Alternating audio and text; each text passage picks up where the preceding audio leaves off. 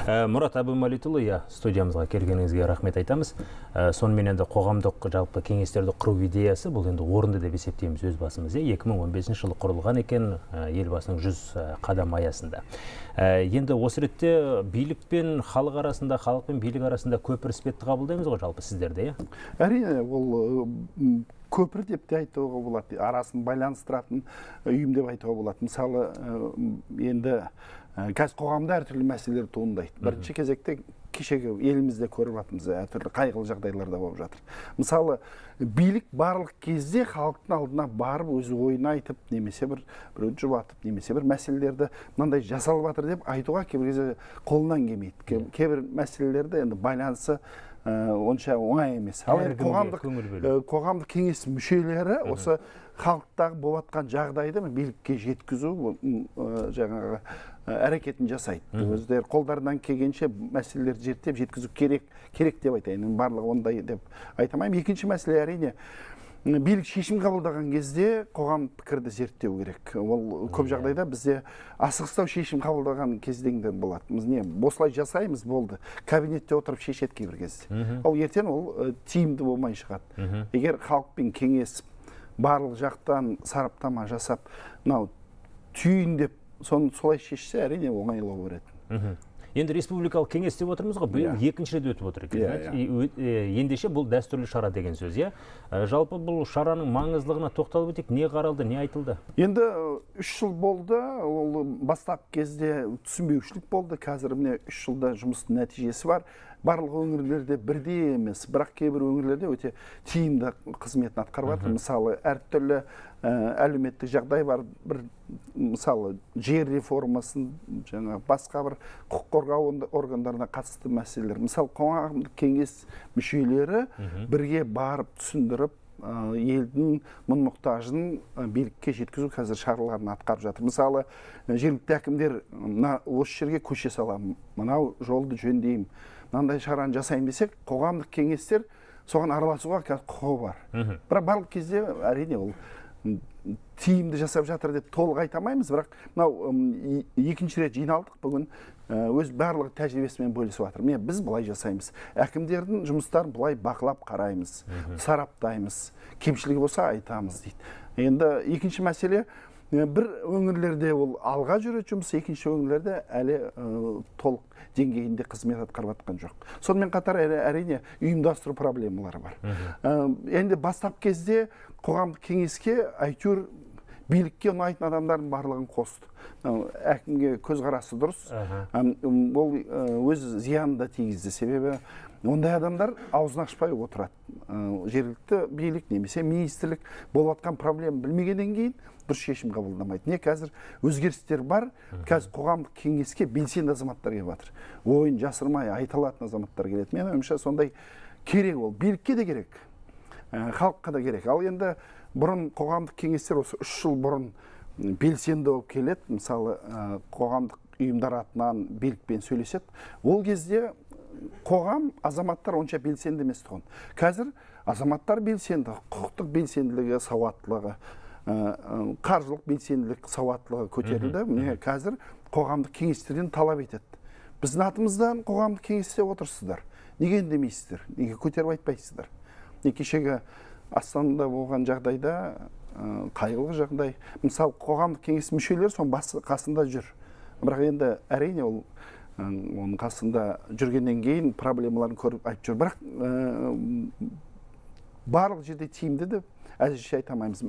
Бұл кездесуді бүгін жиында жаңадан құрылған министрлік, қоғамдық даму министрлігі ұйымдастырды, сараптама жасады, қандай проблема бар. Мен ойымша қазір билікте түсініп жатыр. Азаматтардың белсенділігін одан қорықпау керек.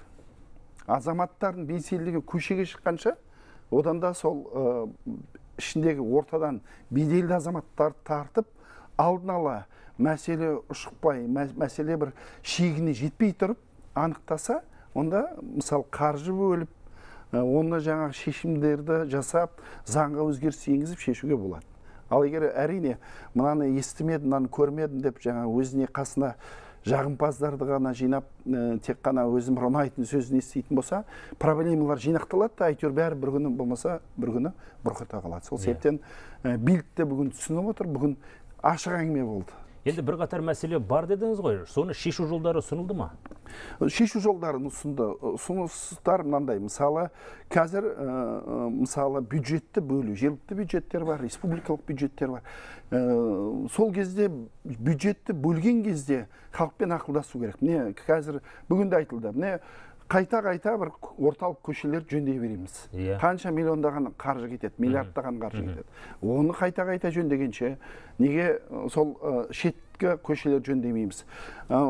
Әкімдерге қымбат автокөлік мінгенше, мысалы кеше цифрларын айтып жатыр. Одан да сол ақшаға неге балабақшаға көмектеспейміз, немесе көп балалы аналарға. Мысалы халық осылай өз тарапынан қоғамдық бақылау жасап, бюджетке, биліктің жұмысына, егер тиімді бақылау жасасақ, мысалы көп мәселелер шешілуіне болады. Мысалы көп жағдайда бюджет бөлінеді, қаржы бар. Мысалы кеше Астанада бір балалар үйіне бір жылдың ішінде жаңа басшы келді, бір жылдың ішінде 90 миллион теңге үнемдеп қалды. Бұрын жетпейді деп тұрған ақша. Ал бірақ сол кезде балдардың дамағы 2-3 есе жақсарды. Шетелге бар демалдырып жатыр. Әртүрлі жаңа ұйымдар ашты. Бірақ сол ақша содамен қатар үнемдеп шығып жатыр. Ішіндегі складын қараса, 36 миллион тамағы ішінде тұр. Балдарға таратпаған бұрынғы басшылар. Міне, егер халықтың, қоғамның бақылауы болса, мемлекеттің қаржысы тиімді жұмсалады деген сөз. Сол себептен екінші мәселе әрине заң қабылдаған кезде қоғаммен ақылдасу керек. Мысалы, бүгінде айтылды. Денсаулық сақтау министрлігі бар, білім министрлігі бар. Заңға өзгерістер жасайды, бірақ көпшіліктің алдына бармайды. Өздеріне қатысты ұйымдар, өздеріне қатысты мемлекет органдарын, мемлекет мекемелердің басшыларын жинап алады да, сен жақсы, мен жақсы деп шешім қабылдайды. Ол енді әрине дұрыс емес. Одан кейін қоғам оны қабылдай ма, қабылдамай ма, басқа мәселе. Кез келген реформа жасаған кезде, егер қоғам бүгін қабылдамаса, ол реформа орындалмайды. Сол себептен әрине мемлекеттік органдар алдын ала осыны ойлану керек. Мысалы, мен қазір заңға өзгеріс енгізем, оны іске асырам, қаржы бөлем, бірақ оған азаматтар қатыспаса, бармаса, ол не пайда? Амал жоқ, ол ақша игерілмей қалады. Мен ойымша, бұл жерде екі жаққа да керек. Бүгінгі күні азаматтардың белсенділігі бұрынға қарағанда өте жоғары. Қазір интернет бар, әлеуметтік желілер бар. Егер мысалы тез ақпарат тарайды, тез пікір қалыптасады. Ал өкінішке орай бүгін мемлекеттік органдардың басшыларының ішінде халықтың алдына барып, өз пікірін жеткізіп, ашуланып жатқан халық болса, ашуын басып, жасалып жатқан жұмысты түсіндіретін басшылар аздау қазір, өкінішке орай. Әсіресе қазақ тілінде өз пікірін жеткізетін басшылар өте аз, орталық органдарда. Мысалы, қоғамдық кеңестер немесе елдің белсенді азаматтары сол рөлді ойнауға мүмкіншілігі бар. Екінші жағы, әрине билік пен халықты бір-біріне жақындату. Бір-біріне қарама-қарсы отырғызып, сені ойын қалай, сіздің жасап жатқан шараларыңыз қалай деп бір-бірін жақындатуға болады. Сол себептен мен бүгін байқап отырмыз, қоғам қазір көптеген сұрақтар қойып жатыр. Бірақ кейбір кезде билік тарапынан ол жауаптар кешігіп келеді. Бір күн кешіксе, екі күн кешіксе, ол мәселе ушығып кетеді. Мысалы, ондайды болдырмас үшін тез арада байланыс жасауымыз керек. Оған қоғамдық кеңестердің рөлдері өте жоғары болады деп есептеймін. Ендеше Қазақстан Республикасының кез келген азаматы бұл енді сіздердің көмекшілеріңіз деп қабылдауға болады. Қаншалықты осы азаматтарымыз белсенді болса, соншалықты мәселе де шешіледі, сіздер де жаңағыдай сол мәселенің шешілуіне атсалысасыздар ғой. Міне мысалы, мен Әділет министрлігінің қоғамдық кеңесі мүшесімін. 1,5 жыл бұрын мынау жеке сот орындаушылары бар. Көп сот шешімдерін дұрыс орындалмайды. Әсіресе отбасына беретін алимент басқа мәселе, оған кіріскісі келмейді. көп қарыздар бар, немесе бір байлы жерге, ақшасы көп жерге барып ұрынады, анаған тимейді, сонымен көп проблемалар туындады. Біз қоғамдық кеңес ретінде ұсындық. Әділет министрлігінің жұмысын өзгертпесек болмайды. Жеке сот орындаушылар тек қана миллиондап ақша табады, бірақ халықты ойлап отқан жоқ, өз қалтасын ойлайды. Өткен жылы, жыл бойы осыны айтып келдік. Жазда үлкен халықпен кездесуде министр уәде берді. Біз өзгертеміз. Одан кейін басшысы өзгертті. Одан кейін прокуратура тексерді. Көптеген жаңағы азаматтардың мүлкін арзан сатқан, жасырын сатқанын тапты. Қазір бірнеше іс қозғалып жатыр. Қазір бүгін әділет министрлігінде болдық, коллегия болды. Сонда мысалы сол ақпарат жүйені өзгерттік дейді. Ақшасын үнемдедік. Қазір ашық жария түрде интернетке кірсеңіздер, сол сот орындаушылардың жұмыстары ашық жария көрініп тұр дейді. Мен ойымша дәл осылай қоғамдық пікірді жеткізсек, министрлікте қарсы болып тұрған жоқ, біз жасамаймыз деп.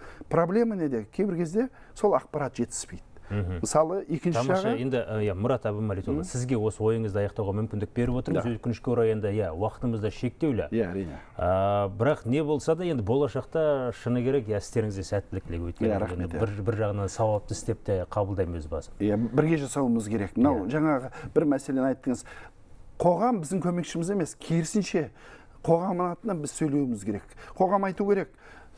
Қоғам кеңесі мүшесісің ба? Жұмысың дұрыс істемейсің, орын босат, басқа адам жіберейік.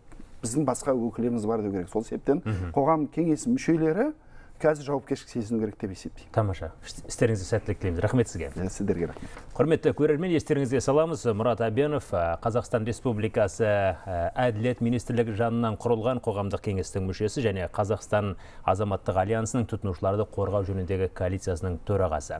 Студиямызға келіп, күшімді ойымен бөлісті. Әзірге айтарымыз осы. Бауыржан, сіз кезек өзіңізде. Рахмет Жамбыл.